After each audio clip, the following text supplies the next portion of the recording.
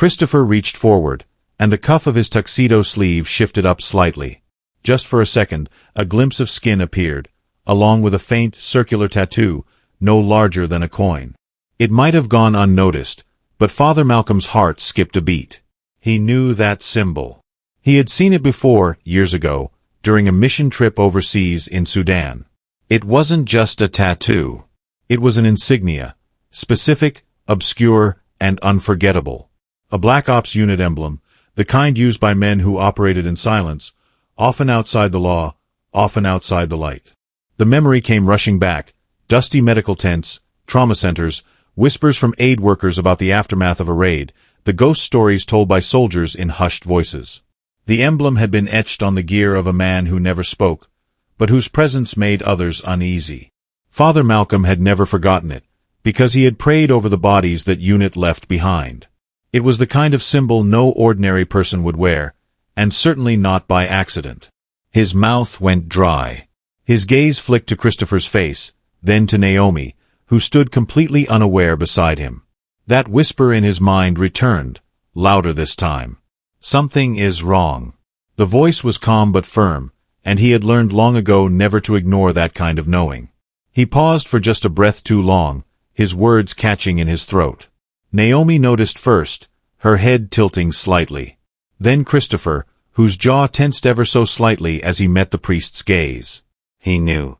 He saw the recognition in Father Malcolm's eyes. The priest quickly masked his expression, forced a small smile, and lowered his hands. He had to think. He had to make a decision. The ceremony couldn't go on. Not until he knew what this man was hiding, and why his instincts, so quiet and yet so certain, were screaming for him to stop. It happened in the smallest moment, barely noticeable to anyone else. As Christopher shifted his wrist to take Naomi's hand, the crisp cuff of his tuxedo slid up just enough to expose a sliver of skin. Father Malcolm, who had been trying to stay calm and collected, saw it immediately. There, just above the wrist bone, was a faint circular tattoo. Subtle, worn, and only visible if you were really looking for it. But once you saw it, you couldn't unsee it. And Father Malcolm recognized it instantly. The symbol wasn't decorative or trendy. It wasn't the kind of ink someone chose at random on a night out. It was precise, intentional, and carried weight. To the average person, it might have looked like a curious geometric pattern. But to Malcolm, it was a scar of history. Years ago, he had served abroad as part of a humanitarian mission. He wasn't just a priest in those days, he was also a chaplain, offering spiritual comfort to medics, refugees, and anyone who had lost too much to war. That's when he first saw that mark. Not on paper or a screen, but etched into the arms of men who moved without names, whose uniforms didn't bear flags, whose presence always came with silence and fear.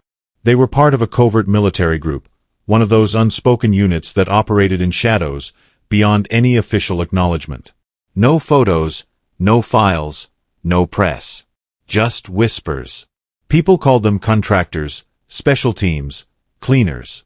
The kind of people who arrived when things had gone too far, too deep, too bloody for the regular forces. Malcolm had only seen one of them up close. The man never gave a name, but he remembered the mark. And he remembered the aftermath. Villages turned to rubble, medical tents overwhelmed, families grieving over bodies that would never be identified. It wasn't just violence. It was surgical, methodical, efficient in the coldest sense of the word. Seeing that same tattoo on Christopher's wrist sent a shock through Father Malcolm's chest. The church around him faded for a moment. The guests, the music, the hopeful energy. All of it blurred behind the weight of memory. His hands trembled slightly as he lowered them, breaking the flow of the ceremony. His instinct had been right. Something was deeply wrong, and now he had the proof burned into his mind like an old scar being reopened. Christopher must have sensed the change. He didn't say anything, didn't flinch, but his shoulders tensed. He avoided Malcolm's gaze for just a second too long. Naomi, still smiling softly, hadn't seen it. She was lost in the moment, unaware that the man standing beside her was carrying something she could never have imagined. The man she thought she knew inside and out had a piece of him still buried in another life, one that now threatened to surface in the middle of their most sacred day. Malcolm's thoughts raced. He didn't want to panic anyone. Not the couple, not the guests. But this wasn't something he could dismiss or explain away later. He couldn't ignore what he had seen. Not when he had looked into the eyes of children who had lost everything. Not when he had helped bury the innocent after nights that never made the news. The tattoo represented more than just a symbol. It was a past soaked in secrecy and violence, and now it had walked into his church and stood at his altar. He took a breath and stepped back slightly, stalling for time. He murmured something to the best man, a quiet request disguised as a casual aside.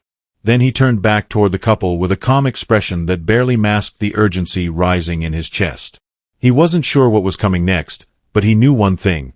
This wedding could not continue until he got some answers. Because no matter how much love Naomi felt, or how perfect Christopher's vows sounded, Father Malcolm had just seen a ghost from another world. And that ghost had no place in a sacred ceremony meant to bind two lives in peace. Father Malcolm lowered his hand slowly. The blessing he had prepared for the rings now caught in his throat. He kept his face steady, but inside, 1,000 questions surged forward like a storm. He had seen the tattoo. He had recognized the symbol. And though the sanctuary around him was still filled with soft music, warm glances, and the quiet excitement of a wedding day, his mind had moved somewhere else entirely. Somewhere darker, somewhere filled with sand, smoke, and silence. The kind of silence that follows when things go terribly wrong. He offered a small, apologetic nod to the couple and turned toward the best man, whispering something under his breath. The best man leaned in, eyes widening just slightly before he nodded and moved quickly toward the side of the church. No one in the crowd noticed, or if they did, they assumed it was part of the ceremony. Naomi, still glowing, looked up at Father Malcolm with a puzzled expression. She could sense the change, even if she didn't understand it. Christopher, on the other hand, remained strangely calm. Too calm. He kept his hands at his sides, his shoulders relaxed. But the calmness felt like a mask, one that was starting to crack at the edges. Father Malcolm turned back toward the altar and looked at both of them. He took a deep breath. This was a sacred space. This was supposed to be a moment of joy, of trust, of unity. And yet, here he was, about to interrupt it because of a mark that told a story too dangerous to ignore. He had to make a call, and he knew he would have to own it, whatever came next. He cleared his throat and addressed the room, his voice calm but firm. He announced that he needed to pause the ceremony for just a moment, that something had come up and he would speak to the groom in private. The reaction was immediate. Soft gasps, confused murmurs, eyes turning toward the front in disbelief. Naomi looked at him, startled, her brows furrowing in concern. She turned to Christopher, whose jaw had now tensed. He opened his mouth to speak, but Father Malcolm raised a hand, not as a command, but as a boundary. With a gentle motion, he asked Christopher to follow him. There was a beat of silence. And then, Christopher nodded once and stepped down from the altar. Naomi didn't move. She stood frozen in place, bouquet trembling slightly in her hands, trying to process what was happening. All around her, the church shifted from quiet excitement to confused unease. Her mother looked pale. Her sister leaned forward, trying to catch her eye. Somewhere near the back, a woman in a dark navy coat rose slowly to her feet. No one had noticed her until now. She had arrived quietly, alone, and hadn't spoken to anyone. Her face was unreadable, her posture composed. But her eyes, they didn't move from Christopher. They followed him every step, with a sharp, unwavering focus. Not the gaze of a friend. Not the gaze of a guest. It was colder. Calculating. Like someone tracking a target, not watching a wedding. Outside, down the block, a black SUV circled again and then parked silently at the curb. The windows were dark. No one got out. Father Malcolm walked ahead, leading Christopher down a small side aisle toward a door that opened into a private room used for confessions and prayer. The moment the door closed behind them, the church seemed to exhale all at once. People whispering now, turning to one another, trying to understand what they'd just seen. Naomi remained at the altar, alone. Her eyes stared at the door her fiancé had just walked through, her mind racing with possibilities none of which made sense. Father Malcolm had hoped this day would be like any other. He had hoped to bless a marriage, to witness joy, to offer sacred words and send a couple into their future together. But now he was walking deeper into a story that didn't belong in any wedding. A story buried in silence and shadows. And somewhere inside, he already knew, this wasn't a momentary disruption. It was a turning point. The side room was quiet, dimly lit by a small stained glass window that cast soft colors across the walls. It was meant for prayer and reflection, but now it felt more like a holding room, somewhere between safety and confrontation. Father Malcolm closed the door gently behind them and turned to face Christopher, whose calm expression was starting to fray at the edges. For a long moment, neither man spoke. The noise of the church had faded into a dull background hum, muffled by thick walls and tension. Father Malcolm didn't raise his voice. He didn't accuse. He just looked Christopher in the eye and asked the one thing that had been burning inside him since he saw the tattoo. He needed to know who this man really was. Christopher didn't answer right away. He stepped back, leaned slightly against a small wooden table, and let out a slow breath. The mask he'd worn so well up until now seemed to loosen. He looked tired, not just physically, but in a deep, soul-worn way. Then he spoke. His voice was quieter than expected, not defensive or dramatic, just honest in a way that felt heavy. He said his name wasn't really Christopher Wallace. That was the name he had been using since he disappeared. He didn't go into hiding because of a crime or a scandal. He didn't get caught or arrested. He walked away before anyone could stop him. Before it all swallowed him completely.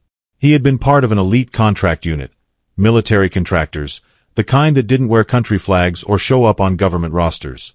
They were sent in when no one else would go, or when no one wanted to be officially involved.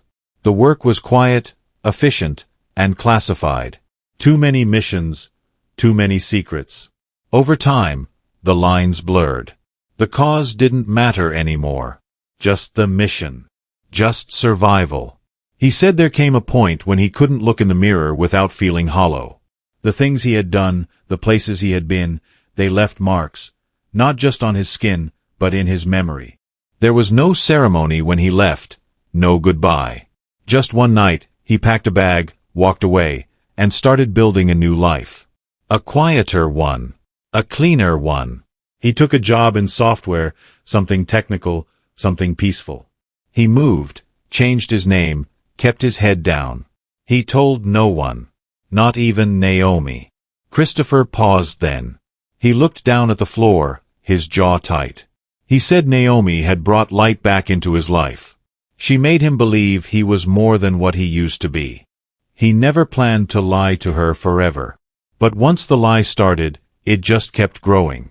He had convinced himself that if he was good enough now, if he loved her the right way, maybe the past wouldn't matter.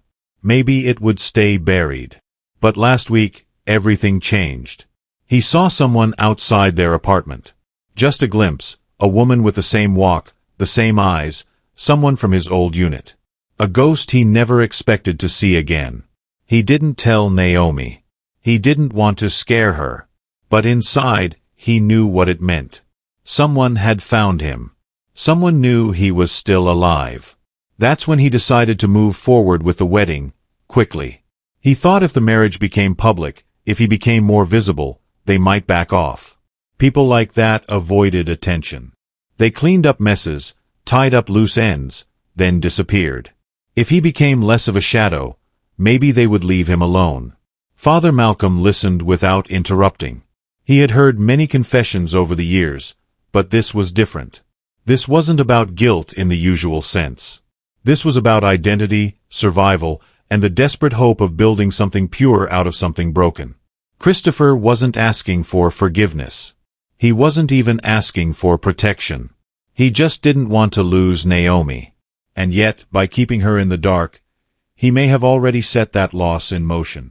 The room fell silent again. Outside, the music had stopped. Inside the church, confusion grew. But here, in this small chamber, the truth finally sat between them, unchanging, undeniable, and full of consequence. Father Malcolm stood quietly for a few seconds after Christopher finished speaking. The room felt smaller now, heavy with the truth. There was no turning back from what had been shared. A part of him wished it were all just a mistake, that he had misread the tattoo, that Christopher was simply a nervous groom with an odd past. But deep down, he knew. Everything made sense now. The stillness, the carefully measured words, the two perfect vows. This wasn't just a man with secrets. This was someone who had lived an entirely different life, one that didn't belong in a church on a wedding day. The best man reappeared at the door, face pale. He stepped inside quietly and closed the door behind him. Then, without drama, without panic, he leaned in and whispered a few short words to Father Malcolm. The woman in the navy coat was still outside. A camera from the church's security system had caught her circling the parking lot twice before the ceremony. And now, she was standing still near the side entrance, just watching. Her expression unreadable. Her posture relaxed, but not casual. And nearby, the same black SUV sat parked by the curb, its windows tinted too dark to see through. Christopher's reaction was immediate but quiet. He clenched his jaw, hands flexing just slightly at his sides. He didn't ask who it was. He didn't need to. He already knew. She was a cleaner. In their old world, that meant someone who came in after things got too messy, someone who made sure nothing lingered. Not even memories. Father Malcolm's voice was firm, but not unkind. He told Christopher he needed to tell Naomi. Not after the ceremony, not tonight, not someday when things were safer.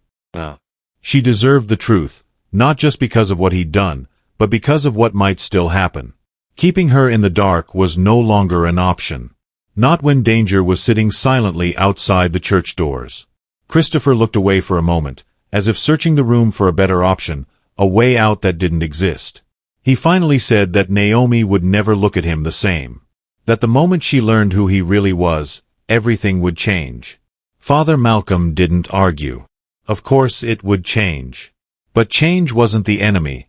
Lies were. There was a knock at the door. Soft, hesitant. A signal from the usher that the congregation was growing restless. People were starting to worry. The ceremony had stalled, and no one knew why. Naomi was still standing alone at the altar, bouquet in hand, her face shifting between confusion and growing concern. Christopher straightened his back and nodded. His face was pale, his movements slower now. But there was no more hiding. He knew what had to be done. As he opened the door and stepped back into the hallway, Father Malcolm followed closely behind. Together, they walked through the narrow passage and returned to the sanctuary. The crowd turned as soon as they entered. Conversations halted mid-sentence. Naomi looked up, eyes locking onto Christopher, questions waiting in her expression. He moved toward her slowly, every step heavier than the last. His tuxedo still looked perfect. His hair still neat. But now he carried something visible, something unspoken but loud. He reached the altar and turned to face her. She didn't say a word. She just waited. Father Malcolm stepped to the side, allowing space for whatever came next. Christopher took a deep breath. His voice, when it came, wasn't grand or rehearsed. It was quiet, honest, and a little shaky. He said there was something Naomi needed to know. Something he had kept from her, not because he didn't love her, but because he was afraid of what it might cost. The church remained silent. Everyone leaned in, waiting. Naomi didn't flinch. She didn't cry. She just looked at him, trying to read his eyes, searching for the man she thought she knew. Outside the church, the woman in the navy coat shifted her stance but didn't enter. Instead, she turned, walked back toward the SUV, and got inside. The car pulled away slowly, merging into traffic, and disappeared down the street. The danger, at least for now, had chosen not to enter. But the choice that mattered most still stood on that altar, between truth and fear, between the past and the future. And the next few words would change everything. Christopher stood at the altar, facing Naomi, the eyes of the entire church resting on him. The warmth that had filled the room earlier was now replaced by something quieter. Stillness, breath held in anticipation. He could feel every heartbeat in his chest. It wasn't just about the words he was about to say. It was about what those words could destroy, or maybe, just maybe, redeem. He didn't look at anyone else.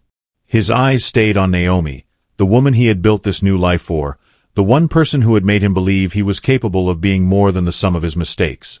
He hadn't planned to confess like this, not in front of a crowd, not under the stained glass gaze of saints and ancestors. But the truth had arrived whether he was ready or not. He told her that the name Christopher Wallace was one he had chosen, not one he was born with.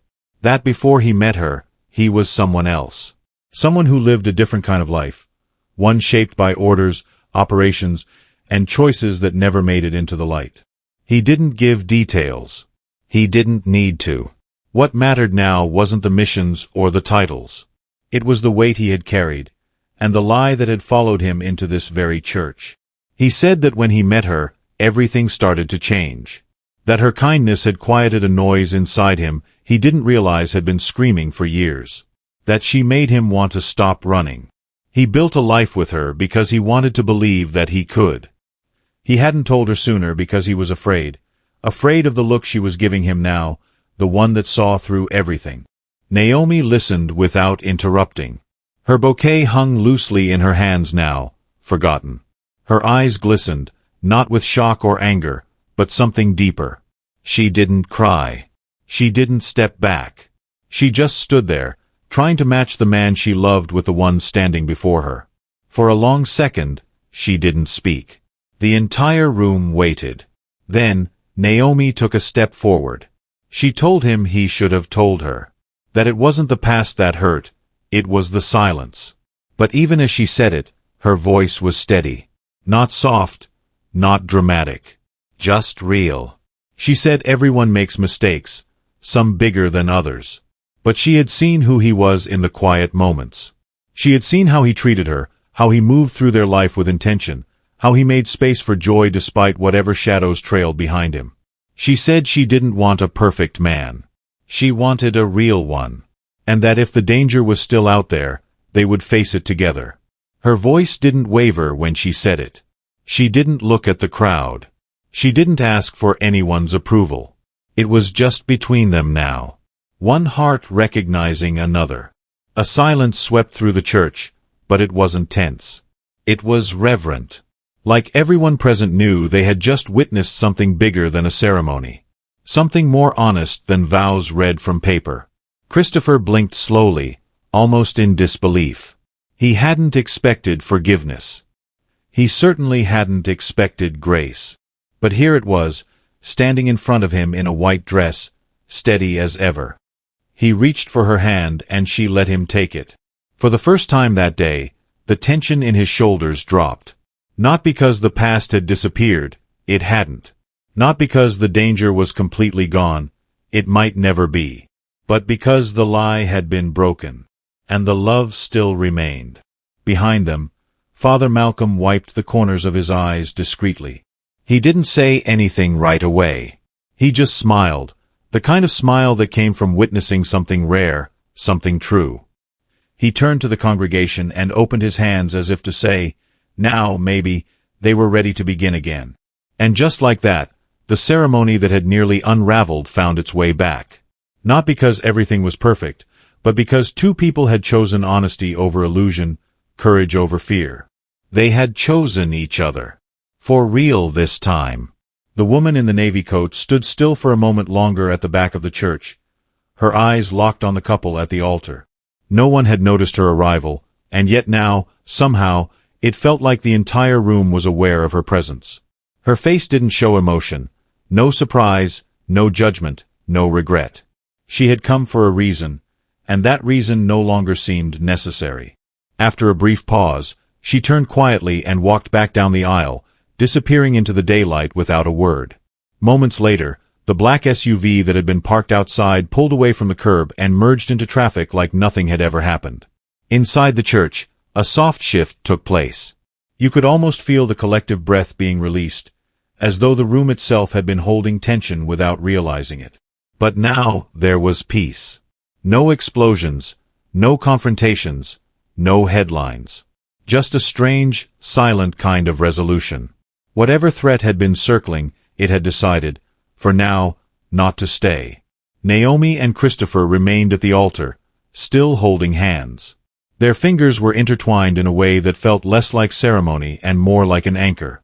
A quiet connection, forged not just by romance but by something deeper, truth, hard-earned and raw. For all the beauty the day had promised, it had also delivered a kind of chaos no one could have predicted. And yet, standing in that chaos, they hadn't let go. Father Malcolm gave them a few seconds longer before stepping forward again. His voice, when he spoke, was warm and steady, almost reverent. He asked if they were ready to continue. And they were. This time, there were no rehearsed smiles, no idealized expectations. Just two people, still in love, now more exposed than ever, choosing to move forward anyway. The vows came next. And when they were spoken again, they sounded different. Not because the words had changed, but because the meaning had deepened. Every sentence carried weight. Every promise now held the memory of a near interruption. Naomi's voice was calm but strong, steady in the way a mountain stands after a storm. Christopher's voice cracked slightly near the end, but he didn't stop. He didn't hide from it. And when they exchanged rings, it wasn't just a tradition. It was a quiet declaration that no past, no shadow, would rewrite what they were choosing today. The guests, who had sat quietly through it all, now let their smiles return. Some of them wiped away tears. Others reached for the hands of their own partners, reminded of how rare and beautiful it is when love is chosen fully. Flaws, history, vulnerability, and all. Naomi's mother looked at her daughter with the kind of pride that comes from seeing strength blossom right in front of you. Her sister, Ava, grinned through tears, hands still clutched tightly around a tissue. And when Father Malcolm finally pronounced them husband and wife, the applause wasn't just polite or celebratory. It was full, genuine, a kind of emotional release that filled the entire sanctuary with warmth. Not because everything had gone perfectly, but because it hadn't, and they had chosen each other anyway. As they walked back down the aisle, hand in hand, the sunlight streaming through the windows felt brighter than it had before. The same church that had held silence and suspense now echoed with joy. Friends and family leaned into the aisle, snapping photos, laughing softly, whispering well wishes. It felt sacred again. It felt real. Outside, the wind had picked up just slightly, carrying the last few petals from the floral arrangements into the breeze. The black SUV was gone. The woman in the navy coat had vanished. And in their place remained a simple, beautiful truth. Two imperfect people had stood in front of the world, laid bare every hidden part of themselves, and still said yes. They didn't leave the church as the perfect couple. They left it as something better. Honest. And ready. Whatever came next, they would face it as themselves, together. Not because they were fearless, but because they were no longer afraid of being fully known. Life doesn't always go as planned, and sometimes the most beautiful moments are born from the most unexpected truths. This story reminds us that love, at its deepest level, is not about perfection. It's about honesty, courage, and the willingness to be fully seen. Scars, history, and all. Many of us, especially in our later years, carry parts of our past we rarely speak of. We've made mistakes, survived chapters that tested us, and at times, we've worn masks just to keep moving forward. But the older we get, the more we realize that what truly lasts isn't what looks perfect on the outside. It's what's real, what's honest, and what's chosen with eyes wide open. Naomi's choice to stay, and Christopher's choice to tell the truth, reflect a kind of strength we don't see often enough in a world of highlight reels and filtered love stories. It's a reminder that redemption is possible, that relationships built on truth, no matter how messy, can be stronger than any illusion of flawlessness. For those of us who have lived long enough to know that life is complex, this story gently reminds us that love is not about avoiding pain, it's about choosing someone who will walk through it with you. If this story moved you or reminded you of a moment when honesty made all the difference, we'd love to hear it. Share your thoughts in the comments. Your story might be exactly what someone else needs today. Don't forget to like this video and subscribe to the channel so you won't miss more stories that speak to the heart and offer the kind of wisdom that only life can teach. Goodbye, see you again. He was seconds away from saying I do, when the priest suddenly stopped the wedding and demanded a private meeting. What he saw on the groom's wrist changed everything. If you've ever wondered what secrets someone might carry into marriage, this story will shake you. Stay with us till the end. It's not just surprising, it's life-changing. Tap like, Hit subscribe, and let's begin. The sunlight poured through the stained glass windows of St. Augustine's Church, painting the marble aisle in soft blues, pinks, and golds. It was the kind of morning that felt hand-picked by fate, bright, calm, with just a whisper of breeze rustling the tall oaks outside. Inside, every pew was filled. People leaned into one another, whispering, smiling, occasionally dabbing at eyes already misty with emotion. The room carried the hum of gentle anticipation. Today wasn't just any wedding. It was the wedding of Naomi Bennett and Christopher Wallace, a couple everyone had quietly rooted for, the kind of love story that felt both ordinary and extraordinary all at once. Naomi stood at the front of the church, her hands folded over a bouquet of soft white peonies and lavender. Her dress was simple but elegant, with delicate lace along the sleeves and a long veil that trailed just behind her on the polished floor. Her eyes sparkled, but not just from the makeup or the lighting. It was joy, raw, vulnerable, radiant. Her lips parted in a small, almost private smile as she looked toward the end of the aisle, where Christopher stood waiting. Christopher looked every bit the part, tall, composed, dressed in a crisp black tuxedo. His hair was neatly combed, his tie perfectly straight, but it was the look in his eyes that said the most. He was steady, serious, and perhaps just a little nervous. But when Naomi's gaze met his, something softened in his face, a flicker of warmth cutting through the formality. It was the kind of moment that didn't need words. They had made it here. Together.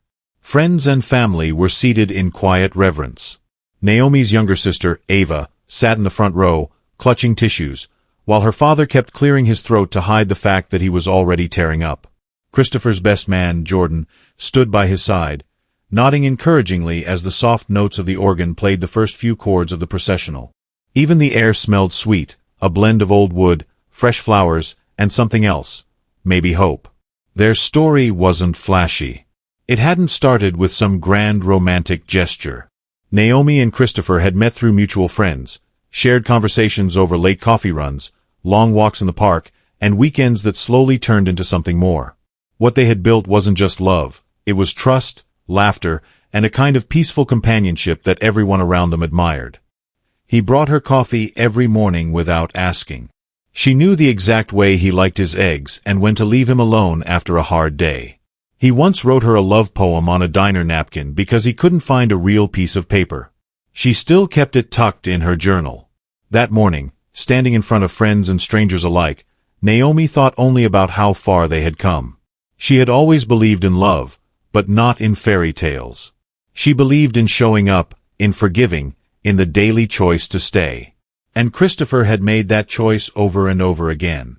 That was what today was about, the quiet courage of commitment, the promise to keep showing up, even when life got messy or uncertain. As Father Malcolm stepped forward to begin the ceremony, everything felt just right. The setting, the people, the mood, it all aligned like the closing scene of a good book. Naomi took a deep breath. She was ready. Or at least, she thought she was. Father Malcolm O'Reilly had performed hundreds of weddings in his life. He'd stood at countless altars, watched young couples cry, laugh, faint, or freeze up entirely. He'd calmed jittery grooms, steadied emotional brides, and once even chased a flower girl who decided she was done halfway down the aisle. He had seen it all, or at least he thought he had. But today felt different. Not in a loud or obvious way. There was no chaos, no scene, nothing that anyone else would have noticed. It was something quiet. A whisper in the back of his mind. A feeling he couldn't shake. As he stood before the couple, hands gently raised to begin the sacred vows, he couldn't help but glance back and forth between Naomi and Christopher. Naomi looked exactly like what a bride should look like on her wedding day. Nervous, yes, but glowing. Her emotions played across her face in every small expression. Her love for Christopher was unmistakable, so clear it could be felt from the last row of the church. She smiled through tears, her hands occasionally trembling, her voice soft but full of meaning. Christopher, though, was harder to read. From a distance, he looked perfect, calm, confident, maybe even stoic. But there was something off, something in his posture, in the way he stood just a little too straight, like someone playing a part they'd rehearsed too many times. When Naomi looked into his eyes, he smiled, but Father Malcolm noticed that the smile didn't quite reach them. His eyes stayed flat, almost disconnected. And when it was time for his vows, he recited them word for word with perfect cadence, like he had memorized them not out of love, but out of necessity. To anyone else, it would have seemed like nerves. But Malcolm had spent his life reading people, not just what they said, but what they held back. He'd sat through late-night confessions, held hands during grieving, and counseled couples on the edge of giving up. He knew what real vulnerability looked like, and this wasn't it. This was polished, controlled, too smooth. Still, he pressed on. He told himself not to overthink. Not every groom was expressive. Some people simply shut down under pressure. It didn't mean anything.